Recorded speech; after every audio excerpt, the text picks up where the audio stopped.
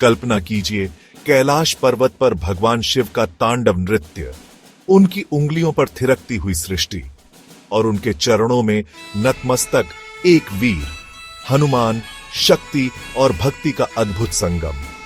यही वो छवि है जो हनुमान चालीसा के पाठ से पहले हमारे मन में उभरती है। यह मात्र एक श्लोक नहीं है, यह हनुमान जी की महिमा का गान है।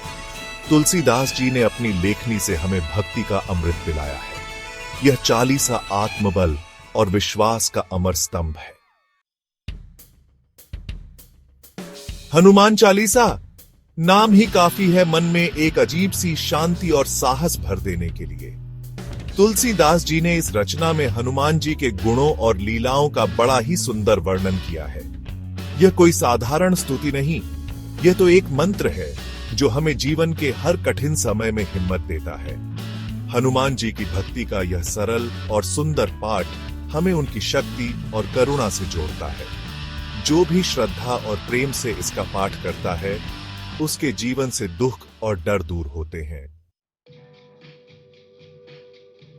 हनुमान चालीसा में हनुमान जी को सिर्फ एक वीर योद्धा के रूप में नहीं, बल्कि एक आदर्श भक्त, ज्ञानी और विनम्र सेवक के रूप में दर्शाया गया है। वे बल, बुद्धि और विद्या के सागर हैं। उनका जीवन हमें सिखाता है कि सच्ची शक्ति विनम्रता में है, सच्चा ज्ञान भक्ति में है और सच्ची समृद्धि सेवा में है। श्री गुरु चरण सरोज रज, निज मनु मुकुरु सुधारी, बरनो रघुवर बिमल जसु, जो दायक फलचारी। तुलसीदास जी कहते हैं कि मैं अपने गुरु के चरणों की धूल से अपने मन को पवित्र करके श्री राम की स्तुति करता हूं, जो चारों फल, धर्म, अर्थ, काम और मोक्ष देने वाले हैं। यह दोहा हमें भक्ति और समर्पण का महत्व समझाता है। यह हमें याद दिलाता है कि हमें अपने गुरु और ईश्वर की शरण में जाना चाहिए। जय हनुमान ज्ञान गुण सागर, जय कपीस तिहु लोक उजागर। पहली ही चौपाई में तुलसीदास जी हनुमान जी को ज्ञान और गुणों का सागर बताते हैं, जिनकी जय तीनों लोकों में गूंजती है। वे केवल शक्तिशाली ही नहीं, बल्कि बुद्धिमान और ज्ञानवान भी हैं। रामदूत अतुलित बल धामा, अंजनी पुत्र पवन सुत नामा। यहाँ हमें याद दिलाया जाता है कि हनुमान जी श्री राम के दूत हैं और उनके पास अतुलनीय बल है। वे अंजनी के पुत्र और पवन देव के पुत्र हैं, जिससे उनकी शक्ति का पता चलता है। चौपाई 9 से 16 भक्ति और सेवा का आदर्श महावीर विक्रम बजरंगी, कुमति निवार सुमति के संगी। हनुमान जी को महावीर और बजरंगी कहा गया है, जो बुरी बुद्धि को दूर करके अच्छी बुद्धि का साथ देते हैं। वे हमें सिखाते हैं कि हमें हमेशा सकारात्मक रहना चाहिए और नकारात्मक विचारों को अपने ऊपर हावी नहीं होने देना चाहिए।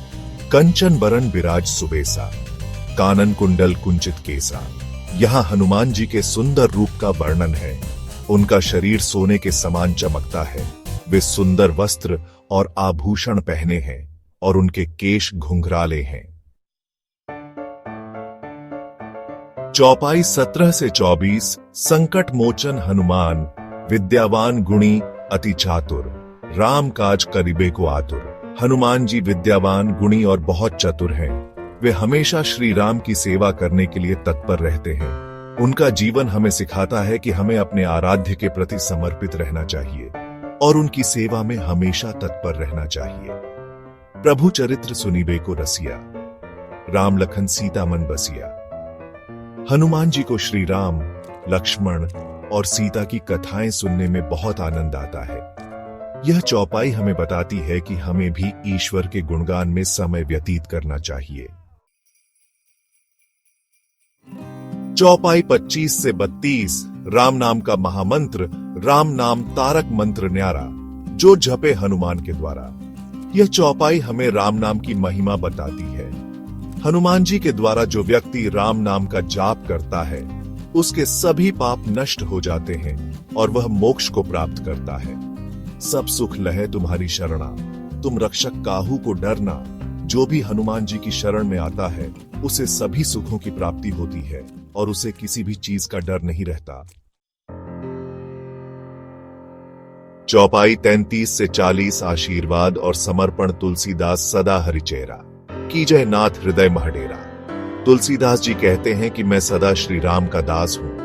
हे नाथ, मेरे हृदय में अपना निवास स्थान बनाइए। पवन तनय संकट हरण मंगल मूर्ति रूप, राम लखन सीता सहित हृदय बसहु सुरभूप। अंत में तुलसीदास जी हनुमान जी से प्रार्थना करते हैं कि वे श्री राम, लक्ष्मण और सीता के साथ उनके हृदय में विराजमान हो। हनुमान चालीसा का यह पाठ हमें भक्ति, श्रद्धा और समर्पण का मार्ग दिखाता है। हमें हनुमान जी के गुणों को अपने जीवन में उतारना चाहिए और उनके आदर्शों पर चलने का प्रयास करना चाहिए। धन्यवाद। मुझे आशा है कि यह यात्रा आपके लिए भी उतनी ही प्रेरणादायक रही होगी जितनी मेरे लिए।